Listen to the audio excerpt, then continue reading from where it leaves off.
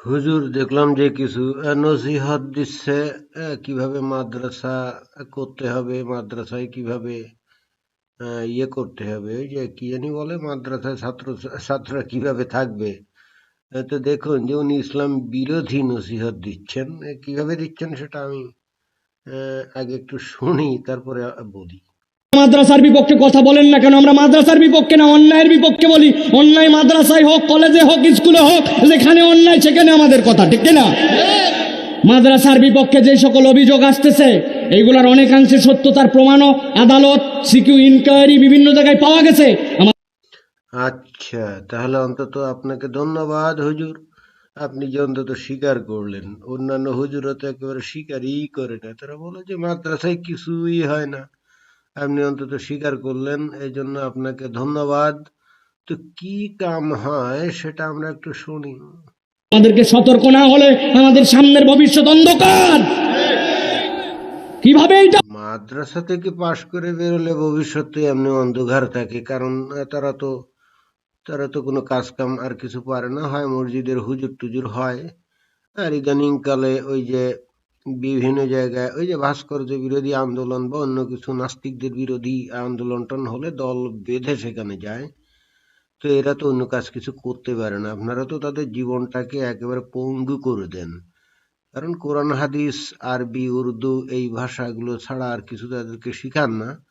আর এই ভাষাগুলো তো আমাদের ইহজগতের মানে দিন আনে, অর্থাৎ দৈনিক যে দুই বেলা যে খাবার জোগাড়, এই খাবার জোগাড়ের কাজ তো আর এইটা দিয়ে হয় না। হয়তো ভাগ্যক্রমে কিছু ছেলে ফেলে হয়তো মসজিদে চাকরি পায়, কিন্তু বাকিগুলো তো বেকারই থাকে নাকি। এবং এই বাকিগুলো যে বেকার থাকে, এদের দায় দায়িত্ব আপনারাও নেন না, সমাজও নেয় না।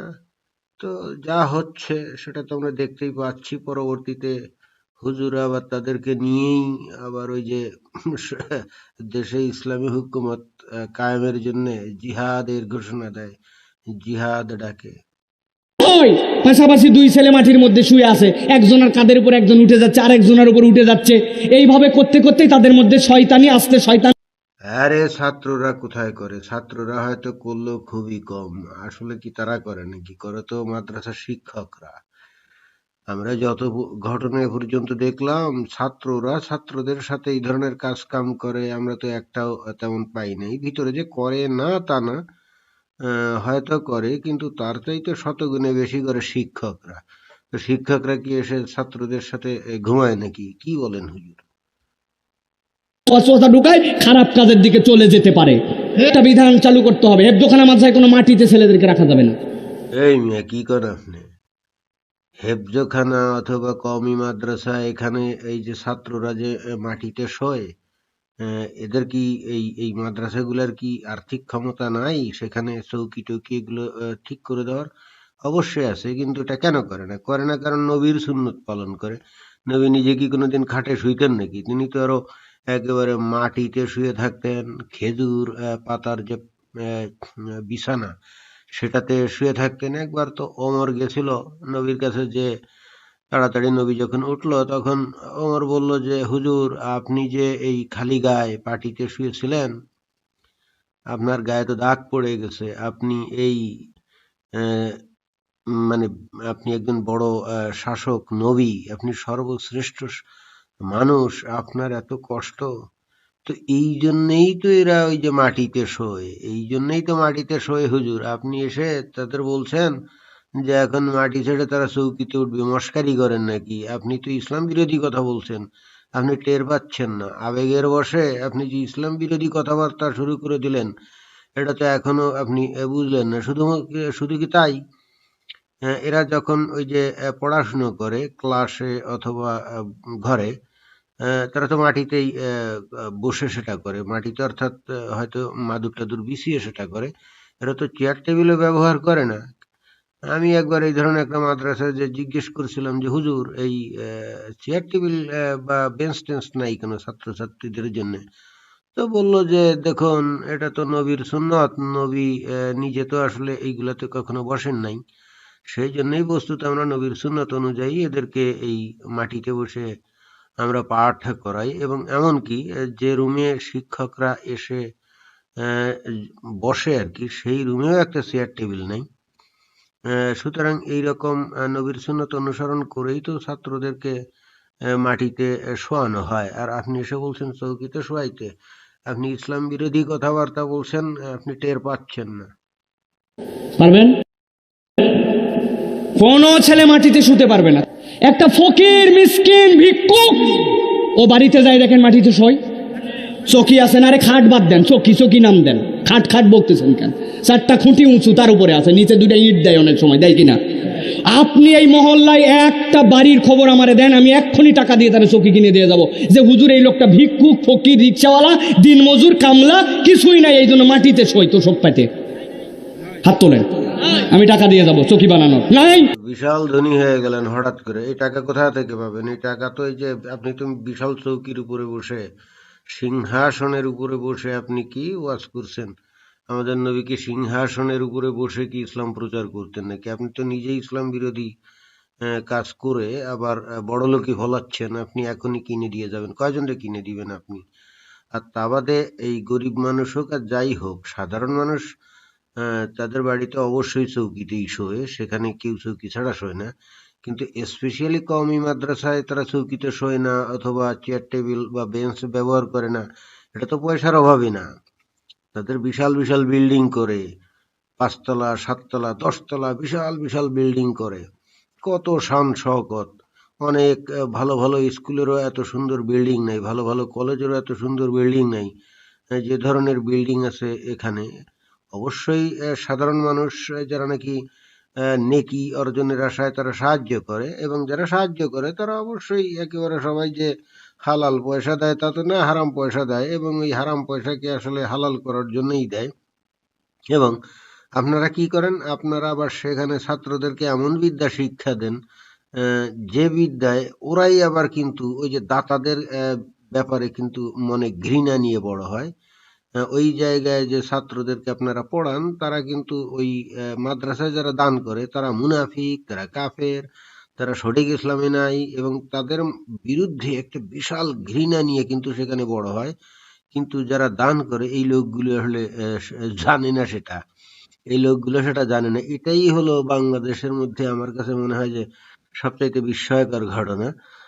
আমি আমার এই ভিডিওটা যারা শুনছেন, আমার এই বক্তব্যটা যারা শুনছেন, এদের মধ্যে সাধারণ মানুষ আপনারা যদি কেউ দান ধ্যান করে থাকেন এই সমস্ত মাদ্রাসায়, আপনারা একটু পার্সোনালি কোনো ছাত্র বা দু একটা ছাত্রকে একটু আলাদাভাবে ডেকে নিয়ে আপনারা জিজ্ঞেস করে দেখবেন যে আপনাদের কি পরিমাণ তারা ঘৃণা করে। কারণ হচ্ছে আপনারা যে সঠিক লাইনে চলেন না ইসলামের, এটা কিন্তু তারা টের পায়। কারণ আপনাদের জীবন যাপন, কাজ কর্ম, আচার আচরণ, আপনারা তো সবসময় যে ইসলামের একেবারে সুন্নত পালন করে চলেন তা তো না।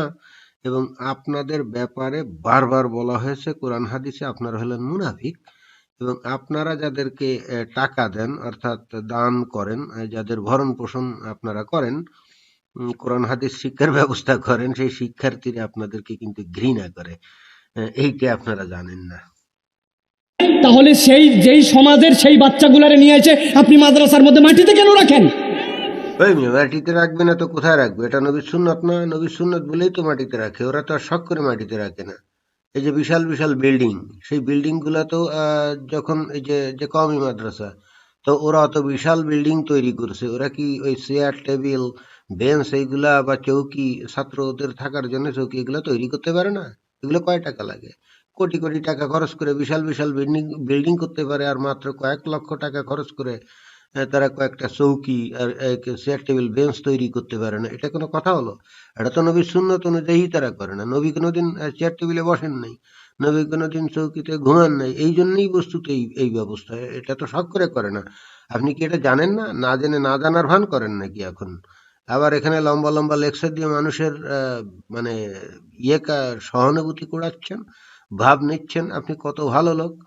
আরে আপনি আল্লাহর নবী যা করে গেছেন, আল্লাহর নবীর যে সুন্নত, সেই অনুযায়ী সেটা তারা করে, আপনার বরং এটা প্রশংসা করা উচিত। সেটা না করে আপনি এখন আল্লাহ নবীর সুন্নতের বিরুদ্ধে কথা বলছেন, আপনি নিজে টের পাচ্ছেন না। মানে নিজে বহুত চালাক মনে করেন, আর পাবলিক ইসলামের কিছুই জানে না এটাই ভাবেন নাকি? পরিবর্তন করতে হবে আমাদেরকে, ঠিক কিনা ভাই? কয় টাকা লাগে একটা চকি বানাতে? পরিবর্তন করব মানে আপনার কথা এখন তাহলে কি নবী সুন্নাত আমরা বর্জন করব? এই যারা নাকি কোরআন হাদিস শেখে মাদ্রাসায় এবং অর্থাৎ কওমি মাদ্রাসাতে যারা কোরআন হাদিস শেখে, যারা নবীর সুন্নাত পালন করার সমস্ত বিধিবিধান রপ্ত করে, এখন আপনার কথায় তারা এখন নবীর সুন্নাত বাদ দিবে? মস্কারি করেন নাকি আপনি? আবার এখানে ওয়াজ করছেন, একটা লোকও তো দেখি আপনার বিরুদ্ধে কথা বলে না। দেখছেন, এই হলো মানুষের বড় সমস্যা, হলো এই মানুষগুলোর মধ্যে অনেকেই জানে যে এই কওমি মাদ্রাসায় কেন চেয়ার টেবিল অথবা চৌকি এগুলো নাই। এগুলো কিন্তু তারা জানে, এমন না যে জানে না। কিন্তু দেখুন, এই হুজুর কিন্তু আবেগের বসে ইসলাম বিরোধী কথা বলছে, সুন্নাহ বিরোধী কথা বলছে, একটা লোক কিন্তু তাকে যে কিছুই বলে না। আর এই বলে না বলে এরা যেমন ইচ্ছা খুশি কথাবার্তা বলে যায়। এখানে থাকবে, সেখানে খাওয়া হবে না। দ্বিতীয়, এটার মধ্যে ফিতনা আছে। ফিতনাটা কি? একটা ছেলে আর একটা ছেলের গায়ের সাথে লেগে শুতে পারবে না। পাশাপাশি দুই ছেলে মাটির মধ্যে শুয়ে আছে, একজনের কাঁধের উপর একজন উঠে যাচ্ছে, আরেকজনের উপর উঠে যাচ্ছে। এইভাবে করতে করতেই তাদের মধ্যে শয়তানি আসতে, শয়তান ওয়াসওয়াসা ঢুকায়, খারাপ কাজের দিকে চলে যেতে পারে। আবারও বাজে কথা বললেন, আবারও বাজে কথা বললেন। এই ছেলেরা যেখানে শোয়ে তারা এই ধরনের কাজ যে করছে আমরা তো দেখি না। যেটা আমরা দেখি হুজুররা করে, তো হুজুররা কি তাদের সাথে শোয় নাকি? হুজুররা তো নিজেদের রুমে সুন্দর চৌকি টৌকি ফেলে, আমরা জানি না আসলে চৌকি ফেলে ঘুমায় কিনা। হুজুররা তো ছাত্রদের সাথে ঘুমায় না। তাহলে আপনি বারবার এই ছেলেদের কথা বলছেন কেন? তাদেরকে যে বলৎকার করে এগুলো তো হুজুররা করে। তো হুজুররা তো তার রুম থেকে উঠে এসে করে। সুতরাং আপনি চৌকি যদি তৈরি করে দেনও, তাতেও তো কিছু যায় আসে না। চৌকি তৈরি করে দিলে তাহলে কি হলো? সেক্ষেত্রে এখানে তো একজন আরেকজনের উপরে উঠে বসে এবং শয়তানি মাথায় আসে, বিষয়টা তো এরকম না। বিষয়টা হলো যে যেটা আমরা প্রায় পত্র পত্রিকা বা বিভিন্ন খবর মিডিয়াতে আমরা যা দেখি, হুজুরা নাকি টার্গেট করে, কোনো ছেলেকে টার্গেট করে এবং তারপরে সেই হুজুরকে নাকি হুজুর বলে তাকে তার রুমে নিয়ে যায়, নিয়ে তাকে বলে যে গা টিপে দে, অমুক কর সমুক কর। এভাবেই আস্তে আস্তে করে ওখানে ওই যে এখানে শুয়ে থাকে ওই রকম অবস্থায় করে নাকি? আপনি ভালো করে জেনে শুনে বুঝে তারপরে এসে করেন। করে কাম হুজুররা, আপনি দোষ দিচ্ছেন ছাত্রদের উপরে। তার মানে হচ্ছে কায়দা করে আপনারা যারা হুজুর লাইনের, আপনারা নিরাপদ, আপনারা হলেন ফুলের মতো পবিত্র চরিত্র। যত দোষ সব শালা ওই ইহুদিদের, বুঝছেন? মানে এক মানে বিষয়বস্তু ঠিকই বলতেছেন কিন্তু গায়ে দোষ নিচ্ছেন না। আমরা এ যাবৎ যত ঘটনা দেখেছি সব ক্ষেত্রেই তো হুজুররা দায়ী। ছাত্ররা হয়তো, যারা একটু বয়স্ক ছাত্র হয়তো দুই একজনে করতেও পারে, কিন্তু আমরা এই ধরনের ঘটনা তো তেমন শুনি নাই। তো যাই হোক, এই হুজুর মোটামুটি সস্তা জনপ্রিয়তা নেওয়ার জন্য এখানে স্ট্যান্ডবাজি করছে, সুন্নত বিরোধী কথাবার্তা বলছে। এটা যারা আমার বক্তব্য শুনলেন, আশা করি আপনারা উপলব্ধি করবেন। ধন্যবাদ সবাইকে।